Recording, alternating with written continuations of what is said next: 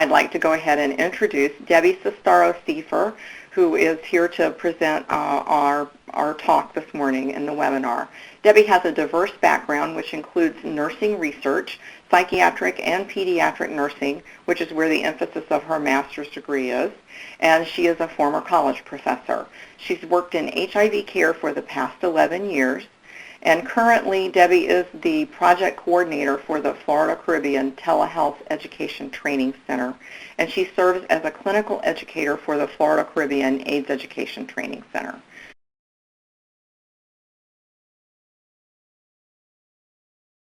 The learning opportunities that I've prepared today are very active, hopefully the types of learning opportunities that we partner with our patients when we're working with them to facilitate their understanding and self-management of care. I'm hoping that at the end of this program you'll be able to explain the chronic illness disease cycle, describe the overall secret of motivational interviewing, identify the 6 stages of change according to change theory, recognize change talk and sustained talk in patient communication, and lastly, identify the 4 core communication techniques and their role in working with patients to facilitate change.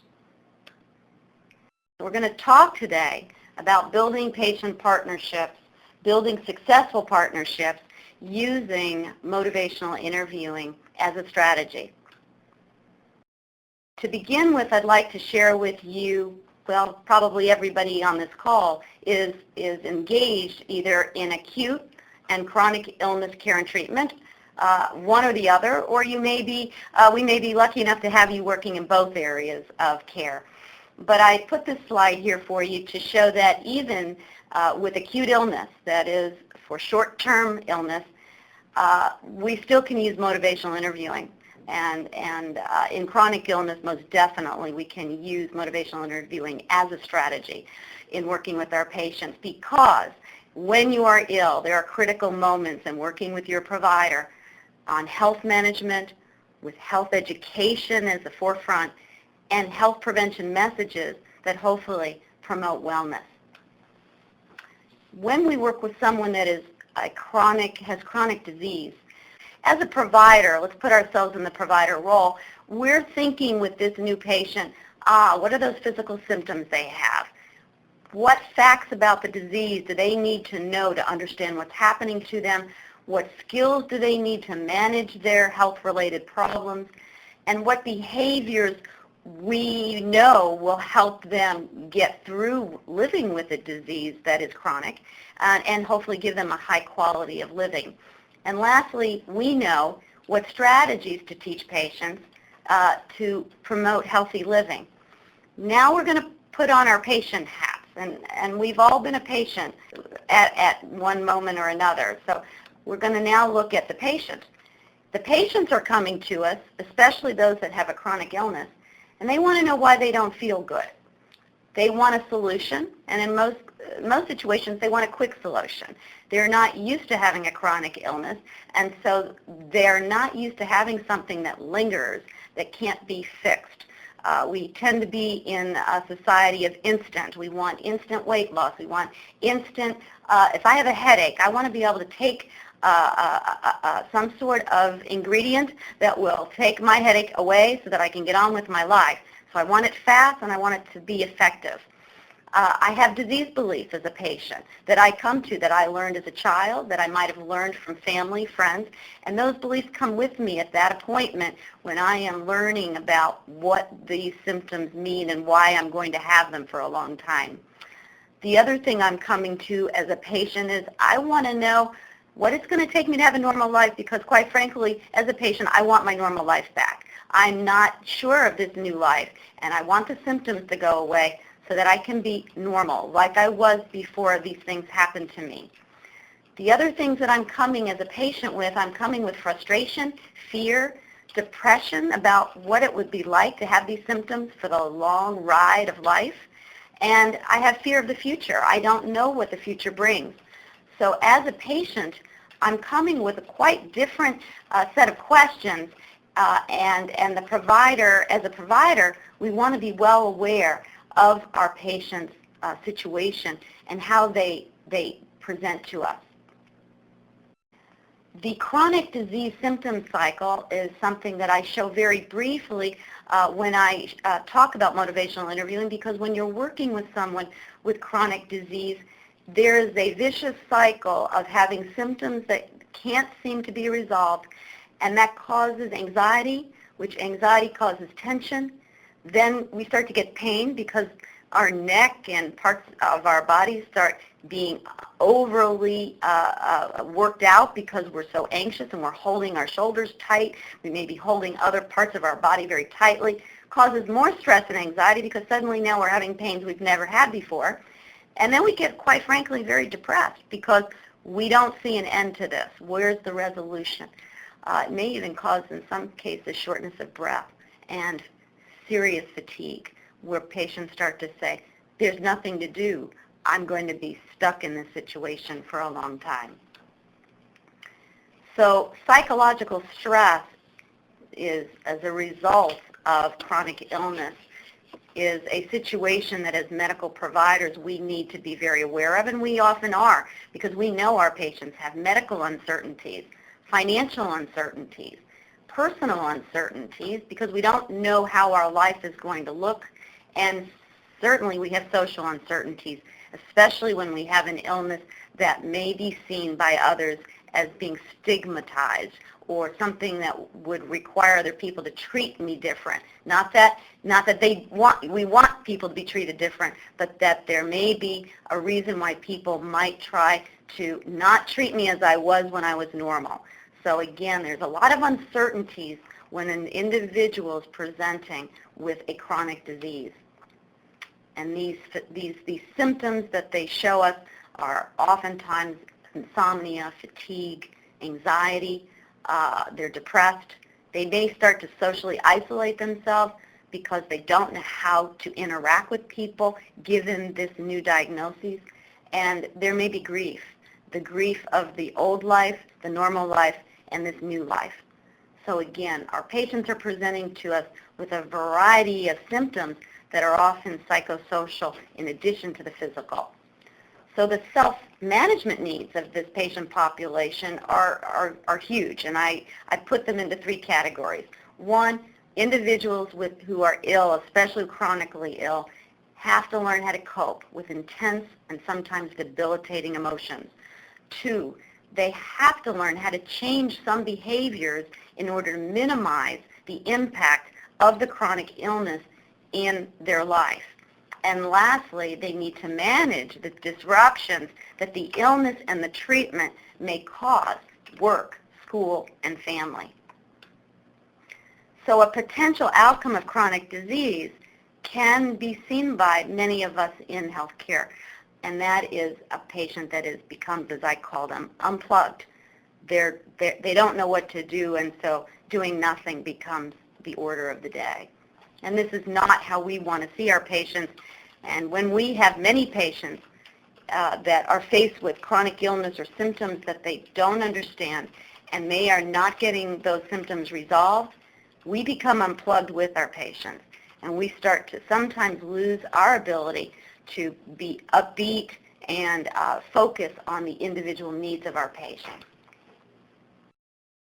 So there comes the partnership. How do we develop this partnership that isn't one of telling patients what to do, filling them with information, take your meds, take every dose, stop doing drugs, use condoms, exercise, get your labs.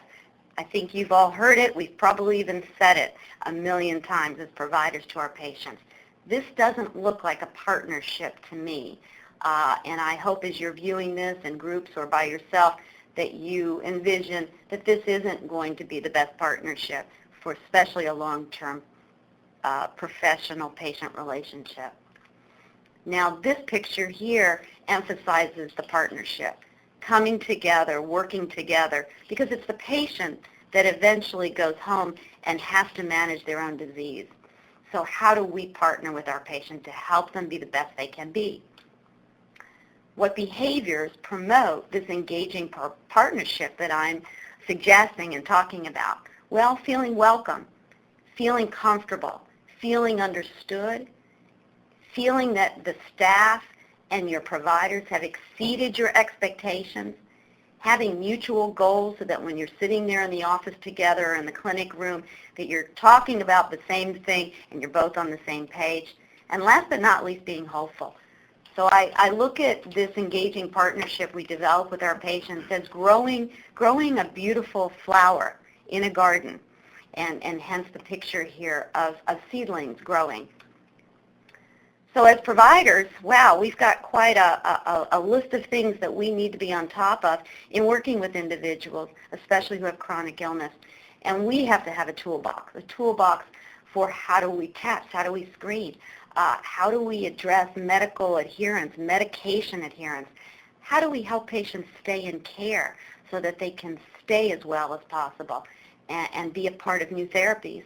How do we facilitate transitions from one provider to another when patients move or have life transitions? We have to have a toolbox.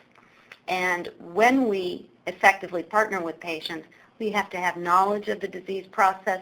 We have to be comfortable in talking about the disease. We have to understand what screening and assessment tools will assist us in the care of our patients. We look for communication and counseling techniques that will help us build this partnership from the ground floor sometimes. We look for quality care planning tools, and we look for quality improvement in the care of our patients who are living with HIV or any other chronic illness. One of the tools might be knowing how to take a sexual history, which is something that I think everybody on this call would like to be comfortable in that. And so I recommend the 5 Ps of sexual health that HRSA recommends, and that's partners, practices, protection from sexually transmitted diseases, the past history of STDs, and prevention of pregnancy. Sometimes just of us having these tools in our pocket or somewhere on our desk reminds us how we approach patients to have these very important but sometimes very delicate discussions. Screening tools that detect psychological distress. We have to have tools that work, that make sense, and that don't take a lot of time. Screening for stress, grief, depression, frustration, insomnia, anxiety. 2 tools I could recommend here for perhaps providers that are working with children and adolescents would be the Children's Depression Inventory. They have a short version, the CDI-2, and I've put the references here for you. Another tool that is about anxiety in children is the Penn State Worry Questionnaire. Again, we've put it in a word that children understand, worry, and questions that the children are answering on this tool are, do you worry about things a lot, or don't you worry about things a lot? Do you have trouble sleeping because you're worried about things?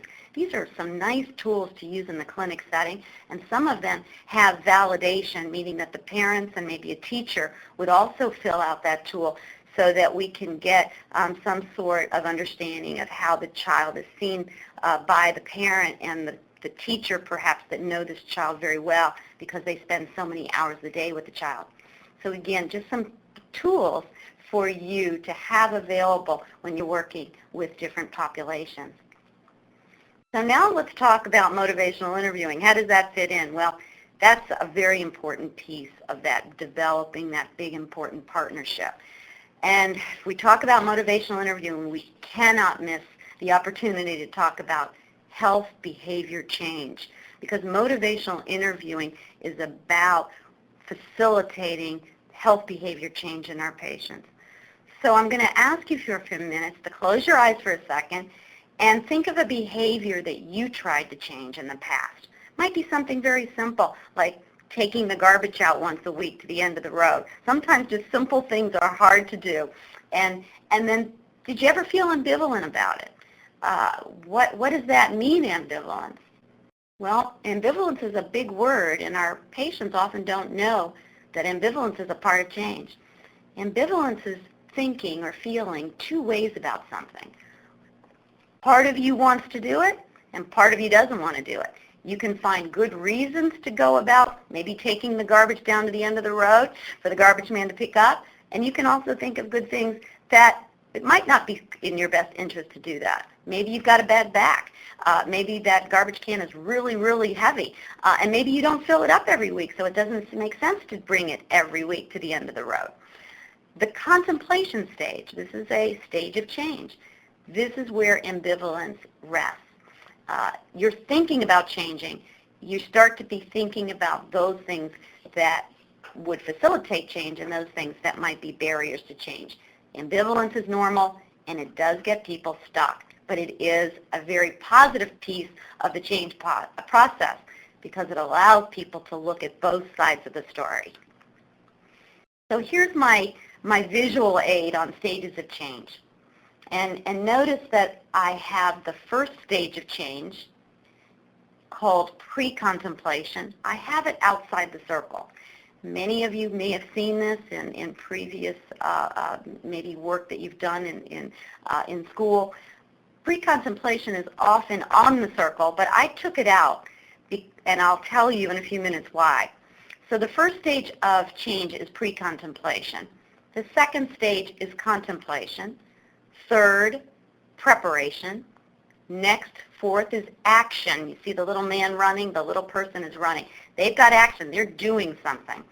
Maintenance, there's a toolbox. We've got to have the tools to keep on the same road. If we've made a change in our health behavior, we've got to have tools to stay in that spot and keep doing that behavior that we changed. Then you have that last stage, which is relapse. I call it the bump in the road, when we suddenly find ourselves following an old behavior pattern.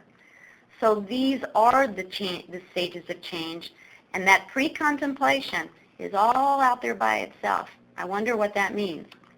Well, it means for us that are working in motivational interviewing that the patient isn't shopping. They're browsers. They're really not interested in making the change. And I know that you know what I'm talking about when I say many patients come to us saying, I'm not going to do that. People tell me they want me to quit smoking. People tell me I should take my antiretroviral therapy. People tell me I should use condoms. People tell me I should take my medicine, but I'm not doing it. And I want you to stop talking to me about it. I'm not coming here to talk to you about it. This person truly is not shopping. And so we sometimes will work with the patient like this and start telling them all the reasons why they need to make a change. And because they're not shopping, they're probably going to get a little irritable. And so they get resistant. And so we get very tired with patients like that because we don't know what to do. We get stuck. And we see them as perhaps a problem patient. We see them as a patient that's unwilling to address their issues. But I'm hoping that throughout this program today that you'll be able to reframe that resistant patient and look at them in a non-judgmental way and start to look at them as someone who's just simply not shopping, but we still have other things we can be talking about. So let's do an activity block to see if we all are on the same page. It's called Debbie's Name That Stage. All right. What we're going to do first is ask, according to the stages of change model, individuals in the pre-contemplation stage would say which of the following? A, don't even talk to me about using condoms. B, I'm thinking about using condoms. C, I am getting ready to use condoms. Or D, I used my first condom last week. Pre-contemplation is don't even talk to me about it. And yes, that is where we are when we're in pre-contemplation. The person that says I'm thinking about it, that individual is in contemplation. They're starting to think about the process. Now, they're looking maybe at more barriers and more supports to doing this new change, but they are thinking about it. They are shopping, okay? So they are on the circle. The answer to that one, pre-contemplation, is someone that says, don't even talk to me about that. Here's another one. Let's try this one. Name that stage. I've been using the stuff I learned in group so I don't get so angry at home. I haven't gotten angry in a while and my girlfriend seems happier. I think I'll keep this up. Is this individual a pre-contemplator a contemplator? Are they preparing? Are they in action?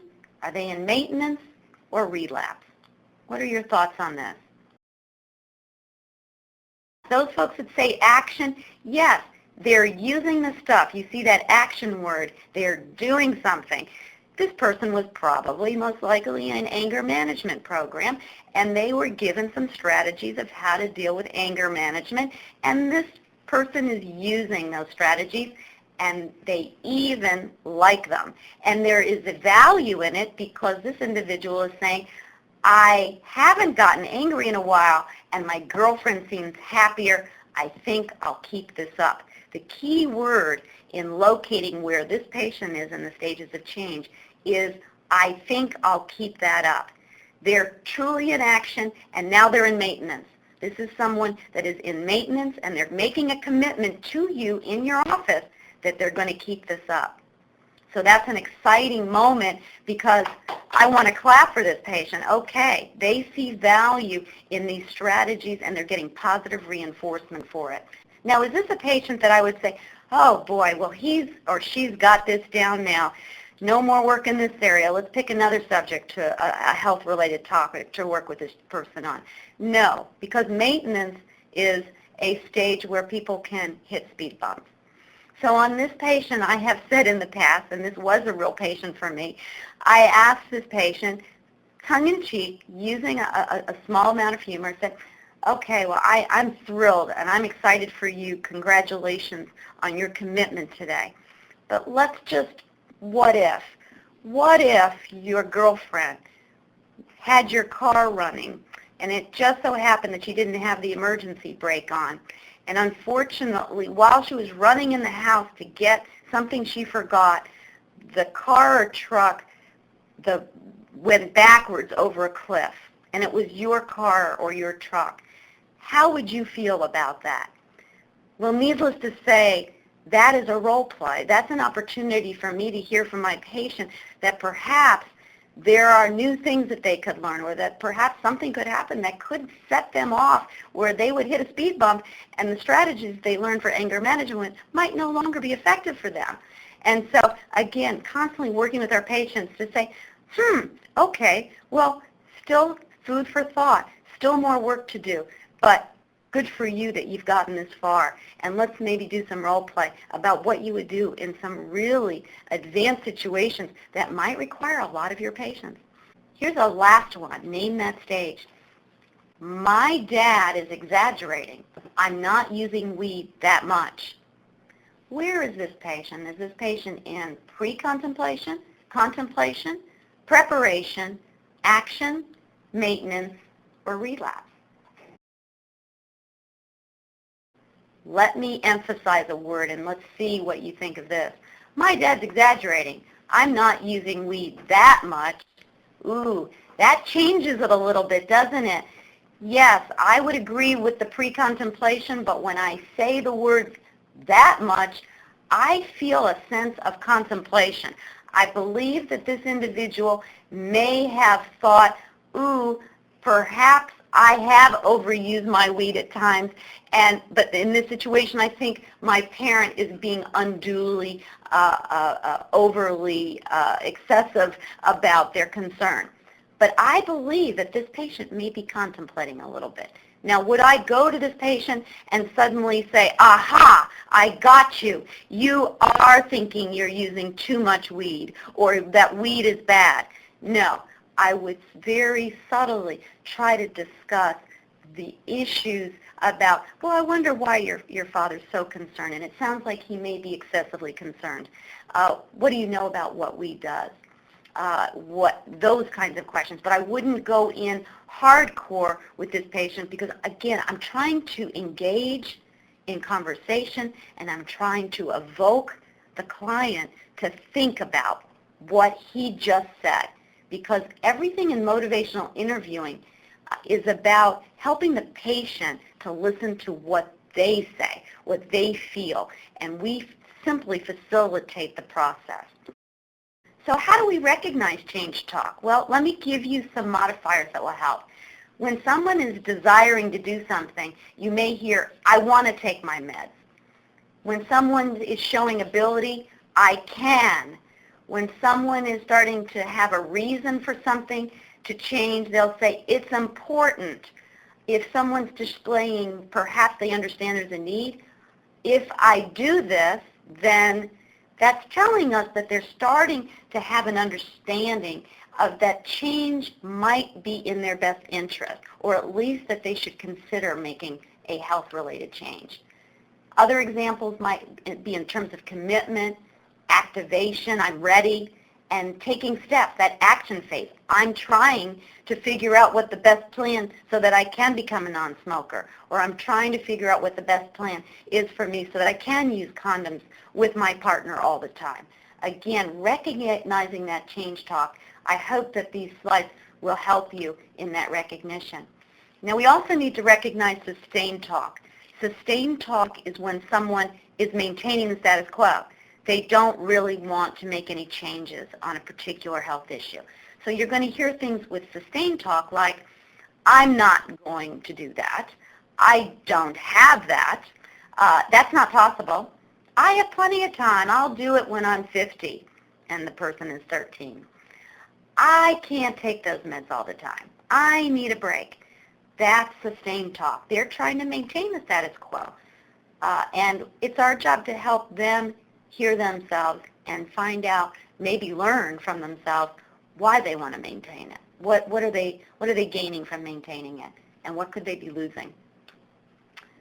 We as providers often find ourselves when a patient seems like they're not contemplating something that seems so simple. You know, if you're using 8 liters of oxygen and can barely breathe getting around your apartment, it would make sense that you would think someone would want to quit smoking. But that's not always the case. And instead of the righting reflex, which oftentimes as providers we will go into, we want to fix, we want to make it right, we want to heal, we want to prevent harm, we want to promote well-being. We say, well, you've got to quit smoking. You don't have a choice now. You can't breathe. But again, we're trying to right something that a patient isn't shopping for. So what happens when we tell someone what to do, my experience, is they do the opposite. They get tired of me, they tune me out, and they don't come back for care, and they become very disengaged from me. And I can tell just by the fact that they're either not showing up, or when they come, they don't have very much to say, and they want to just get in and out of my office. So what is motivational interviewing? This is the meat and potatoes, as Millie said, of this program. It's a method of counseling. It's designed to facilitate the natural change, the patient's internal motivation, not our motivation to have them change, the patient's motivation to internally change their status quo. Motivational interviewing is a goal. It's a goal to increase internal motivation to change by addressing an individual's ambivalence to making those changes. The premise of motivational interviewing is that confrontational strategies are not effective. We don't want to wrestle with our patients. We'd rather dance. And it's based on the stages of change model, which you have probably started to get a good feel for from the previous slides. Okay, so the spirit of MI. I'm going to tell you that it's positive, and I think you can probably tell that. So what's positive about that?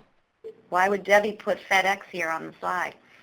Well, looking at this slide, it takes a while. Don't feel bad if you can't find it. But in this slide is a positive motion. There is a white arrow embedded into this logo. I use this slide to remind us, one, that MI, motivational interviewing, is positive. I also show it because I want us as providers, I want us to remember that it takes a while to see something. And sometimes there's one person in a room out of 50 that will say, oh, Debbie, I see the white arrow in FedEx. I see it. And the rest of the room is going, I can't see it. And some people can't see it after 3 minutes looking at it, and they start to get upset with themselves and frustrated. And that's the way our patients are. Sometimes they can't see something. And we have to work with them and help them witness all the things that come with being frustrated and keep supporting them and saying, you will find your way. You will find the recipe that works for you with this particular healthcare challenge. And that's why I use this slide, because it's a great activity to remind us that sometimes we all don't see what's right in front of us, even if we have 8 liters of oxygen that is going into our nostrils. We don't see it, and it's sitting right in front of us. So MI is about avoiding prejudgments. The strategies of MI, it's a clinic culture. It's not just what one provider does, it's what the whole culture of the clinic does.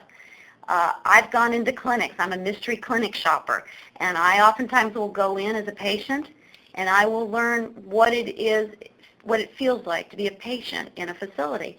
And things that I've heard along my many years of travel have been, oh, here come the dregs of society. Those are the worst patients ever. Why do the worst patients ever have to come to our clinic? Those people, oh my gosh. And we always get the patients nobody wants. This is about turning that culture around. Even if you're the best motivational interviewer on the planet, if your culture, your clinic culture is of, oh, we've got the worst patients, our patients are so difficult, then it's going to be really hard to use motivational interviewing and have patients feel good about themselves from the minute they walk in to the minute they walk out. The other prejudgment is that cultural awareness we need to have. Just because we think we understand what a particular culture, how they see or view healthcare, we don't always know. So we want to check in with our patients. We want to check in with cultural groups that we can speak with so that we understand better what may be the barriers and what might be the opportunities in working with certain cultures for health promotion.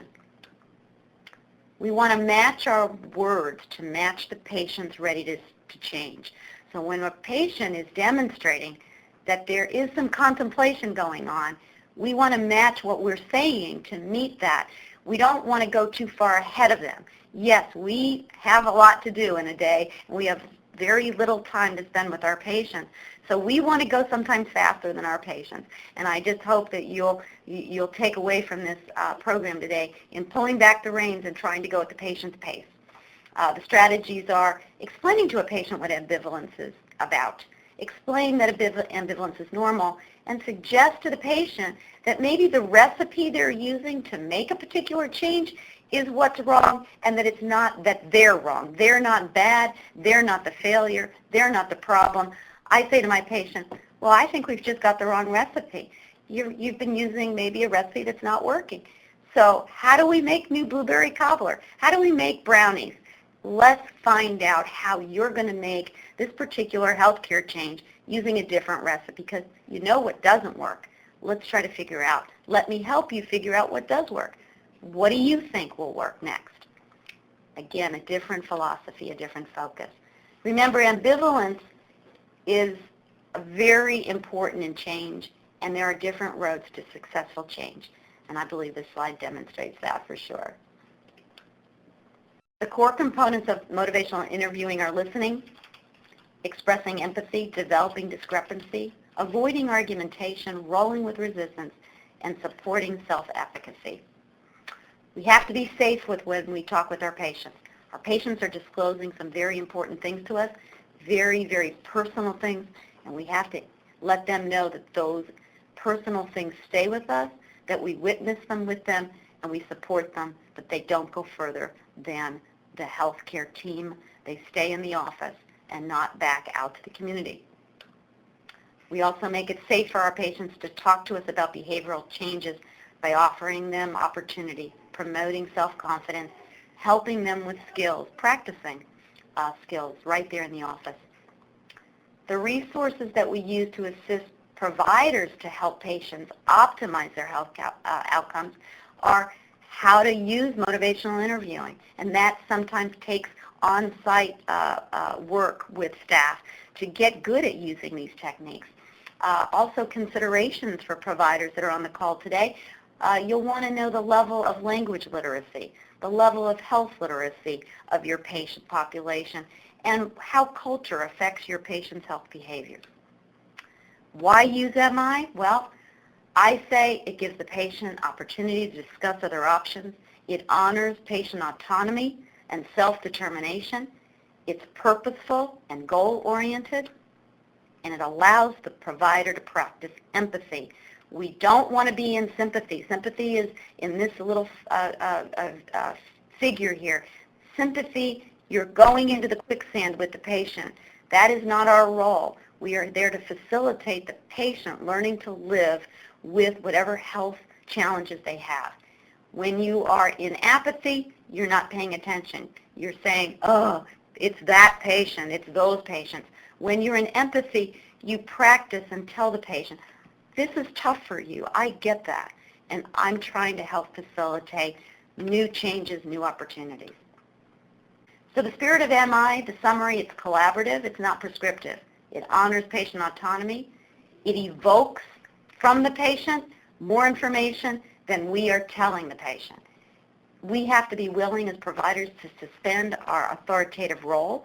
We're not parents telling children what to do. I even use this technique with children because children need to have tools so that they can become effective and high-functioning adults. So on issues that we can give children choice, I use motivational interviewing.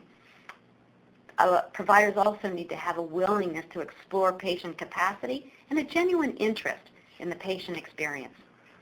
So there are 4 processes of MI, and there are communication skills and counseling skills that go with it. The 4 processes of motivational interviewing are engaging, focusing, evoking, and planning. In engaging, we focus on the patient, on their mental health status at the moment they're in the office. If they come to my office and they're literally, visually, and maybe verbally upset about something, I'm not going to start talking about using condoms at that moment. I'm going to try to engage them by finding out what's going on with you today. What I can tell by your demeanor that something is very wrong. What has happened? I'm trying to engage the patient so that the patient will tell me what is happening, what is their experience. When I focus a patient, I'm encouraging the patient to share their thoughts. And I have certain goals that I've listed here for that experience. When I evoke, I want the patient to talk about his or her ideas, the pros and cons of making healthcare behaviors, and I can't get that information from them if I'm talking and telling them what to do. In the planning stage, I want the patient to talk about their action plan and how that action plan is going to translate into homework for the next week, 2 weeks, or until the next time I see them, or perhaps when I call them in 3 days to check in and see how they're doing. The goal is the patient will build the recipe for success, and I will assist them by facilitating and checking in with them to support them through that process. Okay, well, now with MI, you've got to have tools, and we've got OARS, O-A-R-S, which again is an acronym. Let's find out what that means. OARS means open-ended questions, affirmations, reflections, and summaries. It's about communication. You don't use OARS or these techniques only with MI, but it is an important part of MI if you're really doing MI the way it was developed.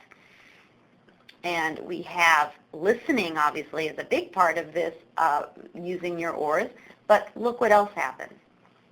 Here are your open-ended questions, your affirmations, your reflections, and your summaries. But notice that listening is all over the place. That is the biggest part of motivational interviewing. Well, here we've got Peanuts. So what do you think, says Lucy? Charlie says, well, what difference does it make? You never listen anyway. Lucy says, I was just making conversation. And Charlie Brown says, when you make conversation, you have to listen too. And of course, Lucy says back, you do. So again, just to emphasize that important role of listening. So open-ended inquiry, open-ended questions. Are these open-ended questions? Are you taking your medicines? You drink alcohol socially? You're sexually active, right? Do you use condoms? I'm afraid not. These are not open-ended questions. I call these yes or no questions. Open-ended questions are different. So let's look in this list for an open-ended question. I say that, let's do number 2. How important is it for you to get healthy? That's an open-ended question. That doesn't ask for yes, no. That says, tell me about what you think. And that's where you're building this engagement and this partnership. Another open-ended question, what is your plan and how can I help? Just 2 doors down. What is your plan and how can I help? That's a question that gets a lot of information. You're not going to have a patient just say yes or no to that.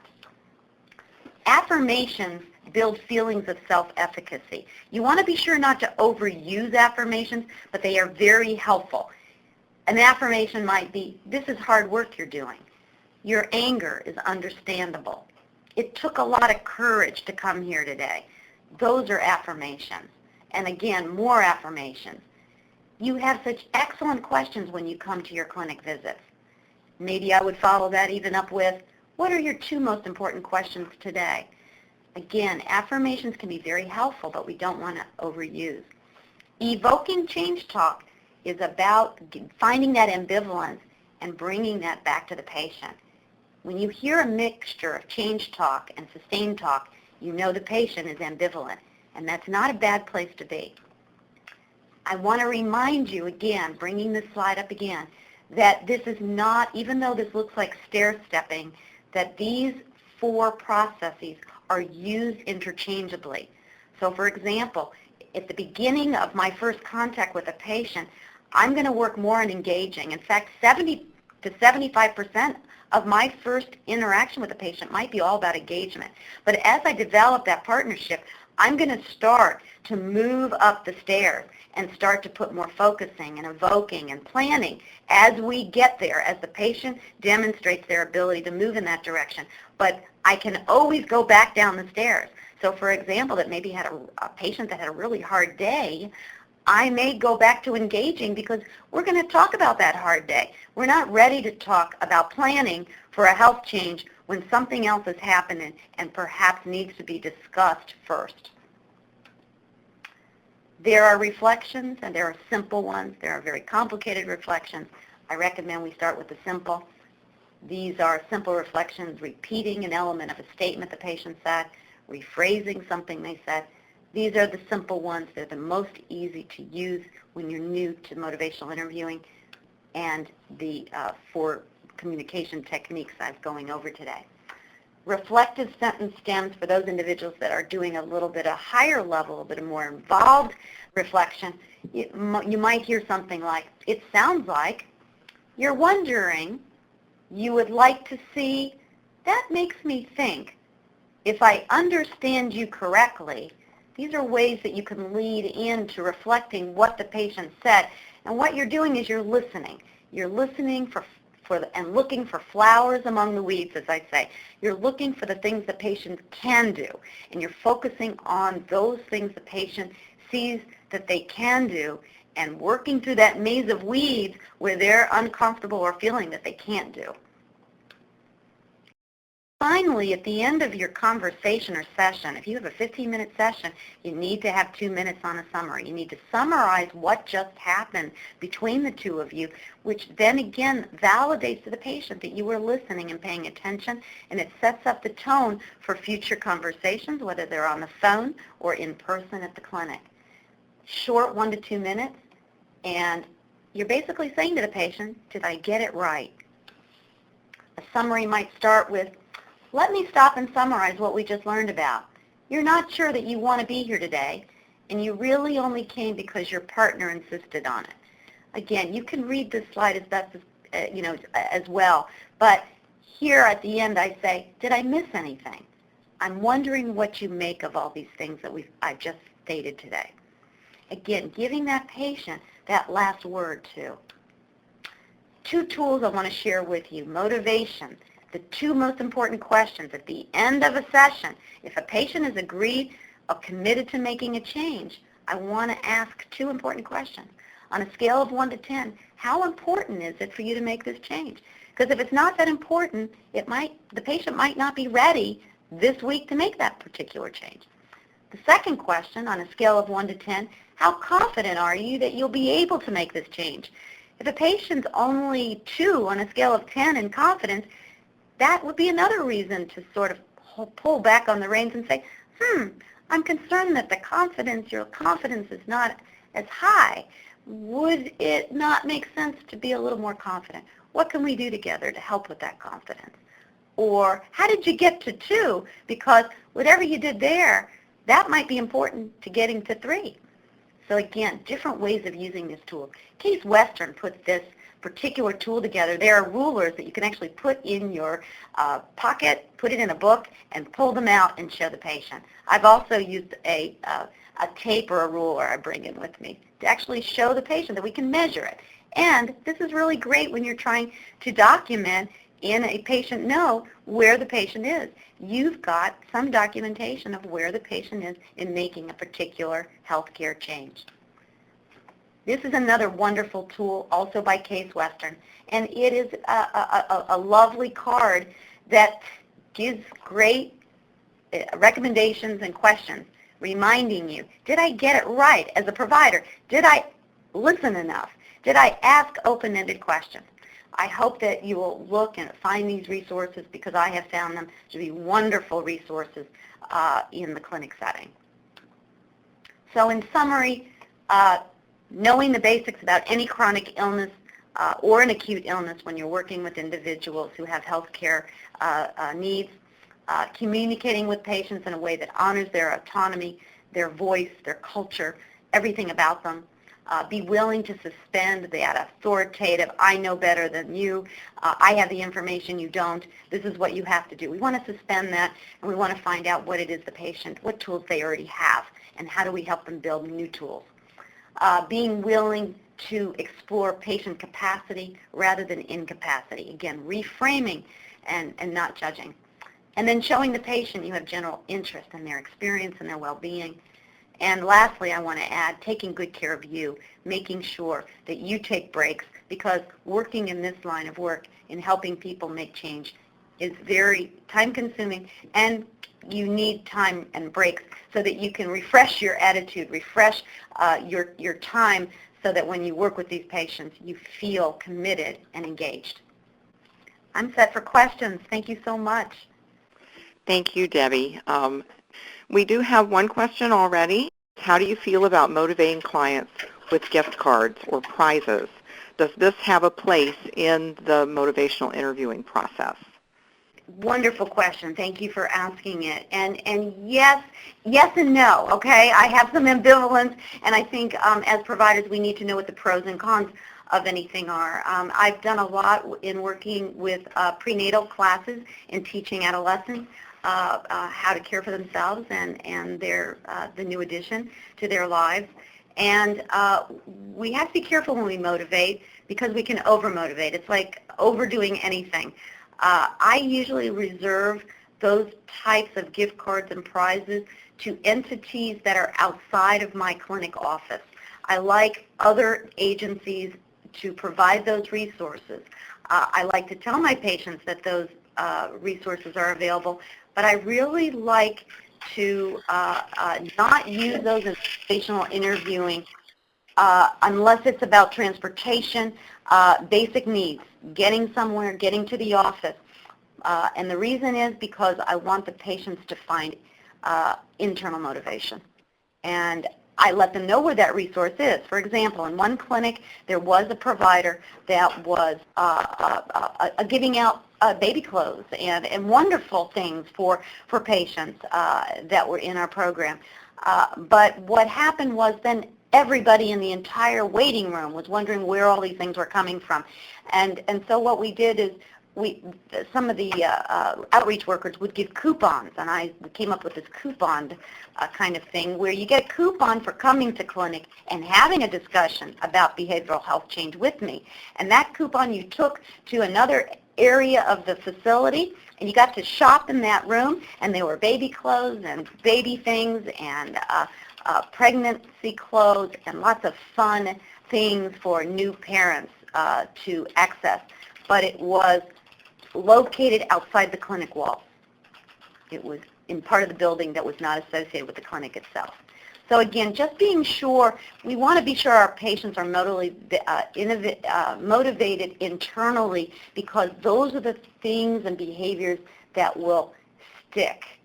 If we are constantly using external motivators, we oftentimes will lose the health behavior, and the maintenance phase once those things are removed or no longer available. Thank you. Great question. Okay, and here's a follow-up question to that, which is what happens with relapse? Do we start at the beginning of the process again?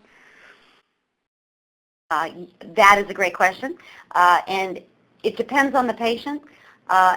Not always. You'll find that you'll go through faster the second time. What I find myself doing, here's a good example.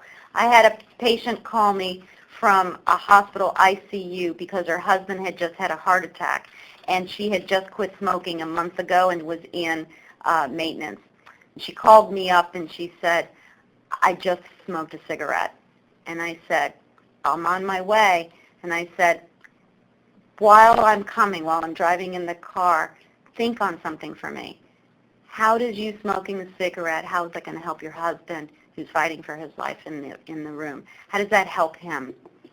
And when I got there and sat with her, she said, I'm so glad you asked that question. It doesn't help him at all because it's going to make me sick and then I won't be able to help him. She said, you asked me the right question. So I didn't have to go all the way to the beginning. She answered her own question for herself, and I just was there to ask the question. Yes, indeed. Now, the same person that asked about the incentive program, I do want to mention her comment, which is that they have a reward program for small prizes for clients that achieve an undetectable viral load, and she says that it seems to work. And I know that some of these smaller incentive programs have worked really well, and I think that your point about evaluating exactly how you're doing it and who it's going to impact is really valuable.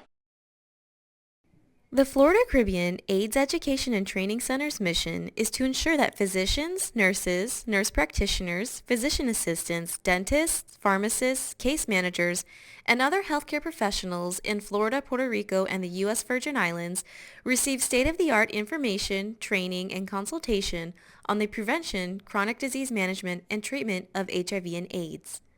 Funding is provided by the HIV/AIDS Bureau of the Health Resources Services Administration, U.S. Department of Health and Human Services.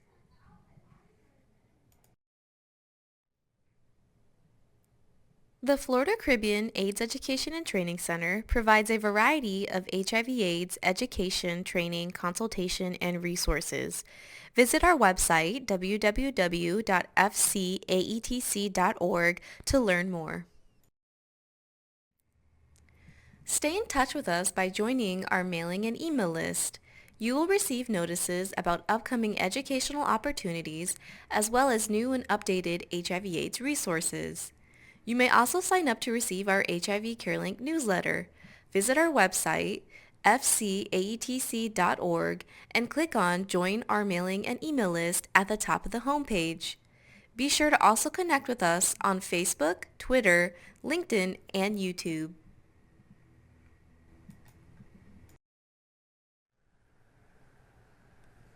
The Florida Caribbean AETC provides consultation services to clinicians in Florida, Puerto Rico, and the U.S. Virgin Islands. If you have questions related to the content of this program or would like consultation on the diagnosis, prevention, and treatment of HIV/AIDS and related conditions, we would love to hear from you. We also offer consultation on the interpretation of resistance test results. Visit www.fcaetc.org/consultation to ask your question today.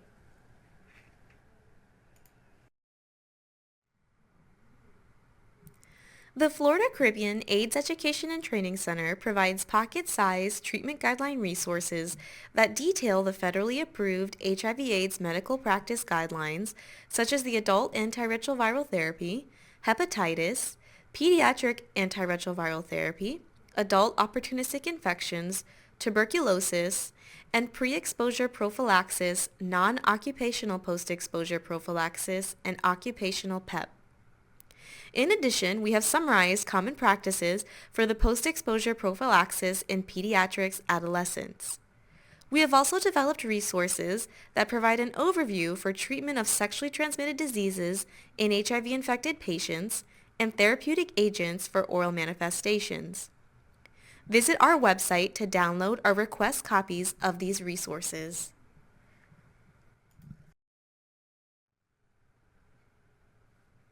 The Florida Caribbean AIDS Education and Training Center provides web-based educational opportunities to increase the knowledge and skills of HIV healthcare providers.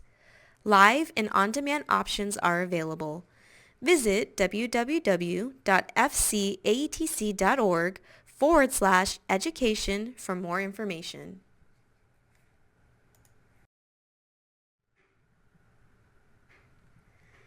Florida Caribbean AIDS Education and Training Center, Project ECHO, provides a web-based didactic presentation on a current HIV treatment issue based upon current Department of Health and Human Services and other accepted treatment guidelines.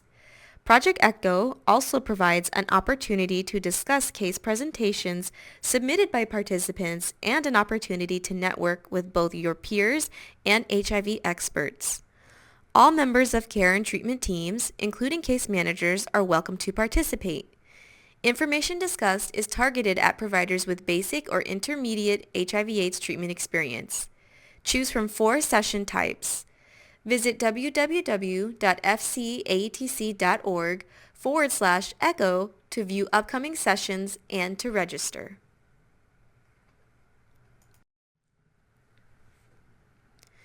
If you're located outside of our region, the Clinician Consultation Center provides consultation services via the phone numbers listed here. Or you may also visit www.nccc.ucsf.edu for more information. To locate the AETC in your region, visit www.aidsetc.org.